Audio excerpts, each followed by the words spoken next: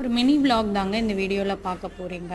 Weekly 3 days வந்து எங்கள் வீட்டில் சப்பாத்தியாக தாங்க இருக்கும். அதுக்கு 1 டே வந்துட்டு நான்வெஜ் கிரேவி ஏதாவது இருக்கும், மற்ற 2 டேஸ் வந்து ஏதாவது வெஜ் கிரேவியாக இருக்கும்.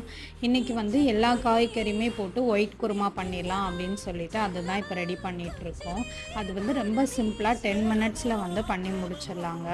என்னென்ன காய் நான் போட்டேன் அப்படின்னா கேரட், பீன்ஸ், உருளைக்கிழங்கு, குடமிளகா, அதுக்கப்புறம் காலிஃப்ளவர் இது மட்டும்தாங்க போட்டிருந்தேன். உங்களுக்கு வந்து என்னென்ன காய் பிடிக்குமோ நீங்கள் அந்த காயெல்லாம் இதில் வந்து ஆட் பண்ணிக்கலாம்.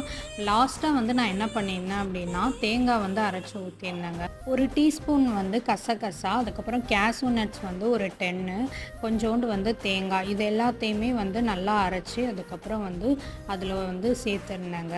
இதில் என்னென்ன பொடி நான் யூஸ் பண்ணியிருந்தேன் அப்படின்னா மஞ்சத்தூள், மிளகாய்த்தூள், கரம் மசாலா. சைடில் வந்து சப்பாத்தியுமே நான் வந்து ரெடி பண்ணிட்டேங்க. நைட் டின்னரையுமே முடிச்சாச்சுங்க. நீங்கள் உங்கள் வீட்டில் நைட் டின்னர் என்ன பண்ணுவீங்க?